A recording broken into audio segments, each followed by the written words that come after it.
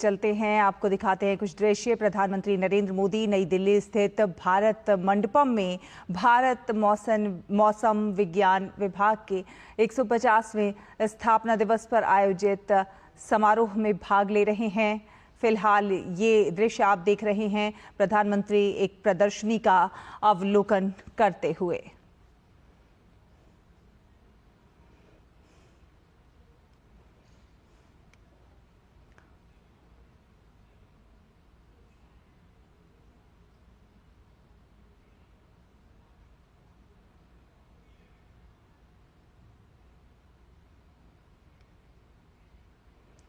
तो ये दृश्य आप देख रहे हैं, किस प्रकार से समझा रहे हैं कि मौसम के प्रति किस प्रकार से तैयार रहना है, जलवायु के प्रति कैसे स्मार्ट बनना है। प्रधानमंत्री नरेंद्र मोदी इस प्रदर्शनी का अवलोकन करते हुए ये तमाम अलग अलग इक्विपमेंट्स के जरिए, साइंस के जरिए ये दर्शाने की कोशिश की जा रही है कि जो बदलती हुई जलवायु है, बदलता हुआ मौसम है, उसके प्रति किस प्रकार से हमें तैयार रहना है। हम जानते हैं प्रधानमंत्री नरेंद्र मोदी की कोशिश रहती है कि किस प्रकार से जो प्राकृतिक आपदाएं हैं उनसे लड़ने में हम सक्षम बने और तकनीक को विकसित करें। और उसी के एक बानगी आप देख सकते हैं, ये जो प्रदर्शनी है ये अपने आप में इस प्रदर्शनी में ये दर्शाने की कोशिश की गई है कि मौसम के प्रति किस प्रकार हमें तैयार रहना है। मिशन मौसम का आज प्रधानमंत्री नरेंद्र मोदी शुभारंभ करेंगे और हम जानते हैं कि इस मिशन का जो लक्ष्य है वो अत्याधुनिक मौसम निगरानी तकनीक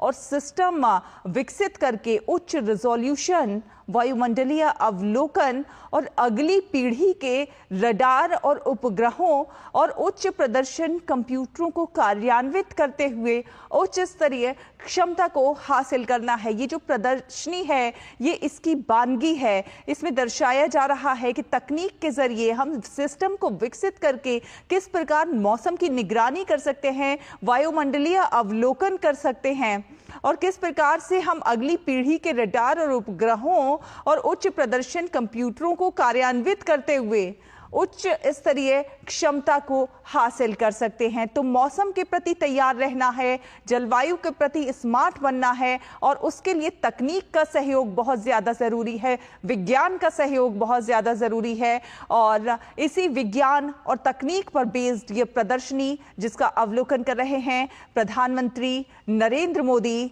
और अब से कुछ देर के बाद प्रधानमंत्री भारत मंडपम में मौसम विज्ञान विभाग के 150वें स्थापना दिवस पर का शुभारंभ, मिशन मौसम का शुभारंभ भी करेंगे।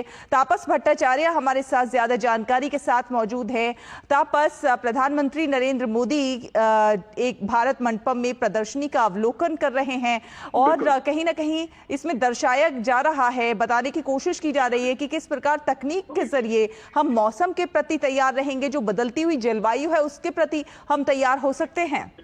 बिल्कुल, इसमें कोई दो राय नहीं, क्योंकि अगर देश को आगे बढ़ना है और तो ये नए जमाने में नई तकनीक को लेके आगे बढ़ना। और ये आज जो आपके सामने आप देख पा रहे हैं, आईएमडी के साइंटिस्ट समझा रहे थे कि किस तरीके से आईएमडी ने 150 सालों में एक प्रगति की है अपने साइंटिफिक इक्विपमेंट के जरिए। कुछ अल्ट्रासोनिक विंड सेंसर्स बता रहे थे कि किस तरीके से ये विंड सेंसर्स जो है देश के कोने कोने में पता लगाते हैं कि ऊपर जाके, खास तौर से 40 किलोमीटर ऊपर जाके एक बलून छोड़ा जाता है।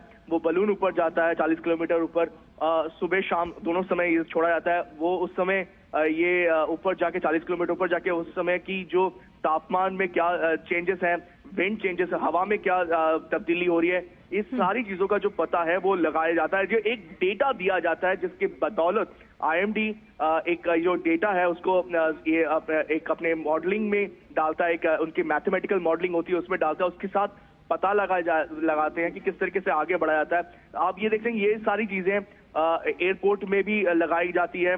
ये पायलट सेंसर्स हैं, रेडियो सॉन्डे बोला जाता है, अल्ट्रासोनिक विंड सेंसर्स लगाए जाते हैं, एटमॉस्फेरिक टेम्परेचर और रिलेटिव ह्यूमिडिटी एक पैमाना तय किया जाता है। और ये सारी चीजें जो डेटा इनमें से आता है, जो इन्फॉर्मेशन आती है, ये सारी इन्फॉर्मेशन एक सुपर कंप्यूटर में जाती है, एक मैथमेटिकल कैलकुलेशन के साथ जिसके जरिए रोजमर्रा सिर्फ नहीं एक पता लगाया जाता है कि क्या आगे कोई दिक्कत आ सकती है। जैसे मैं अभी दिल्ली की बात आपको बताऊं, दिल्ली में अगर अभी ठंड एक वेस्टर्न डिस्टर्बेंस आ रहा है, लेकिन दिल्ली के आसपास दिल्ली में जो लोकलाइज्ड वेदर है उसका कैसे पता लगाया जाए, उसको ये पालम एयरपोर्ट में ऐसे सेंसर्स लगाए गए हैं। जो सफदरजंग ऑब्जर्वेटरी है IMD का, वहां पे ये सेंसर्स लगाए गए हैं। तो ये 3D मॉडल के जरिए ये बताया गया है कि किस तरीके से आगे बढ़े। आप देख सकते हैं अभी आपके सामने जो विजुअल्स आप देख पा रहे हैं, प्रधानमंत्री इनक्वाइस एक Indian National Centre for Ocean Information Service INCOIS वहां पे थे।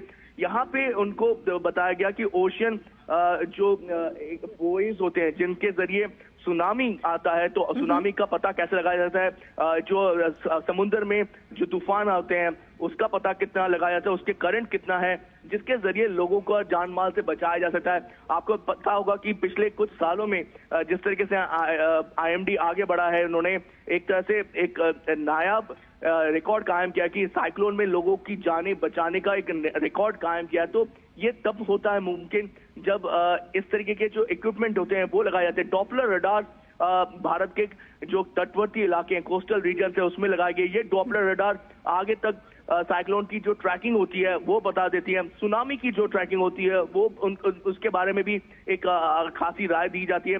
ये जो मैंने बताया, ये जो बुईज है, ये जो इंक्वायरी के उसमें दिखा रहे हैं, ये जो मॉडल दिखा रहे हैं, ये मॉडल आपको बताते हैं कि अगर सुनामी आता है, अगर कोई अर्थक्वेक हुआ है इंडियन ओशन में। आपको याद होगा जब 2004 का सुनामी आया था, तो हमारे पास ऐसे कोई भी यंत्र नहीं थे, जिसकी वजह से लोगों को पता नहीं चला कि ये इतना बड़ा सुनामी आया और उसके वजह से जान माल का नुकसान हुआ। लेकिन आज देश में वो तकनीक है, वो कामयाबी है कि वो ये इस तरीके के सुनामी को पहले से ही डिटेक्ट कर सकते हैं और उसको आगे बढ़ाया जा सकता है। तो ये कहीं ना कहीं देश ये जो 150 सालों में आगे बढ़ा है, खास तौर से अगर मैं कहूँ पिछले एक दशक में जिस तरीके से भारत ने आगे बढ़ा है। आप सोचिए मिशन मौसम जो आज इसका आप प्रधानमंत्री औपचारिक एक तरह से ओपनिंग करेंगे, वो उसके हिसाब से 2000 करोड़ दिया जाएगा कि ये डॉपलर रडार है जो कि एक तरह से आग